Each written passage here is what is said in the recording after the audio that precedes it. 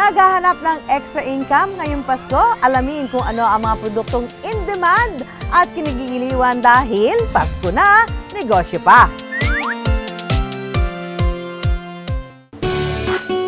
Christmas season is here at uso na naman ang mga palaro. Kaya let's play a game muna. It's time for Guess the Emoji Challenge. Category is food. Hot dog. Milkshake. Strawberry pancake. Teka lang. Straw cheesecake. Ha? Strawberry cheesecake. French fries. Cherry.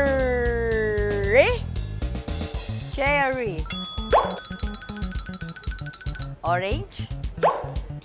Pie burger.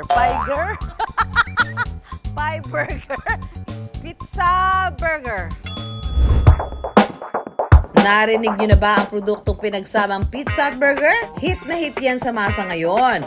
We have around 60 branches na all over the Philippines. Per month po, maabot po na 150,000 yung kita namin. Depende po sa panahon. Like, magpapasko po, ganyan. Ang negosyong ito, mahuhulaan niyo bang nagsimula lang sa puhunang 1,000 pesos? Paano nga ba napalago yan?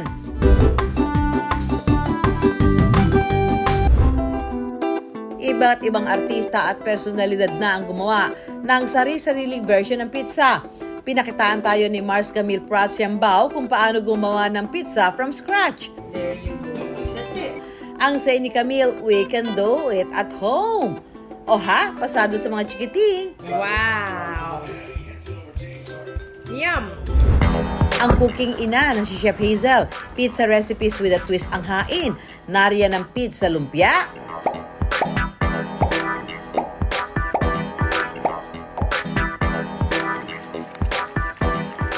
At pizza lasagna na nilagyan ng creamy spinach on top. Hey babe, ito mo ito bili. Hop.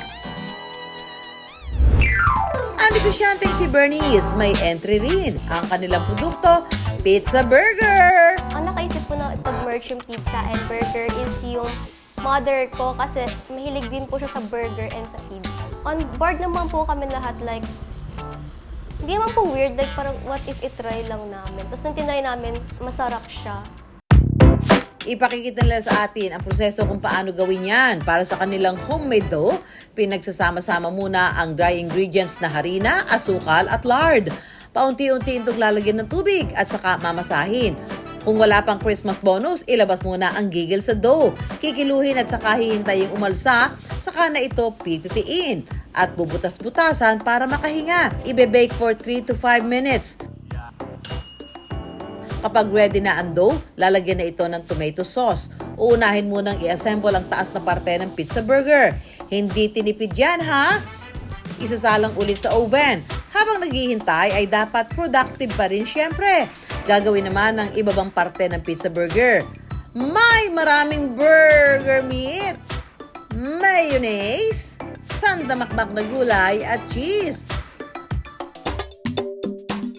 Ipagpapatong lang ang dalawang layer. And charan! Ready na ang paghati-hatian ang pizza burger. Pwedeng pang merienda o ihain sa mga chikiting sa Noche Buena. Na ibebenta ito mula 289 pesos hanggang 929 pesos depende sa flavor at size. Tignan na natin. Lasang hindi ko alam kung lasang pizza o lasang burger. Ito lasang pizza. So, yung ilalim ng burger. Tingnan natin yung ilalim. Kung lasa din siyang burger. Teka lang ha, paano ba yan? Ang sira. Tara, tikman ko na lang yung laman. Yan. Ang sarap. Lasang hamburger. Maganda yung combination niya. At hindi tinipid sa karne. Kasi lasang-lasa yung nung kanyang patty. Bago ang pamosong pizza burger, una muna raw silang nagbenta ng shawarma. Kumain kami ng shawarma, tapos sabi ni ng mother ko na, what if gawa tayo nito? Tapos, ayun po, doon nag-start na, what if benta natin to? Since shawarma pa lang po yun, ang puhunan po namin is 1K lang. Tapos nadagdagan na lang po yun na nagkaroon na kami ng pizza, pizzadillas, and pizza burgers. Pangalawang subok daw ito ni na Bernice sa pagninegosyo. Before po kasi itong Buboys is barbecue po yung binibenta namin. Pero po hindi naman po siya nag-boom kasi ang ginagawa po namin nun is nagpapautang po kami and sila yung magtitinda. Pero po hindi nagsibayad yung mga nagtindera kaya hindi po siya nag-go. Dahil sa naunang karanasan, mas tutok na sila sa pangalawang negosyo. One of the struggles namin is yung growing number of competitors. And ang in-overcome po namin yun by making more product and mas pinapasarap pa po talaga namin yung mga products namin. And syempre po nowadays, ang labanan po is marketing. So sipag at syaga talaga sa pagmamarket ng products. Nagba-budget po kami ng 10K per week, ganyan, sa ads. Minarket po talaga namin ng minarket. Mga padala po kami sa mga artista or food vloggers para i-feature yung product namin. And then, naisipan na po namin i-open for franchise. Ayun po, doon na simulang nag-boom talaga. Ang negosyong nagsimula lang sa kanilang tahanan na ibebenta na ngayon all over the Philippines. Base price po namin is, for franchising is 100K. Dahil pangalan nila ang nakataya, sinisiguro nilang maganda pa rin ang kalidad ng kanilang produkto. Every time na nagka-franchise po, meron po kami product training to maintain the quality of our products. And from time to time po, nag-visit po kami sa stores nila para po i-check. And then also, minomonitor po talaga namin yung page nila. Ang lahat po ng stocks galing naman po sa amin, same quality pa rin naman. Per month po, maabot po ng 150,000 yung kita namin, depende po sa panahon. Like, magpapasko po, ganyan.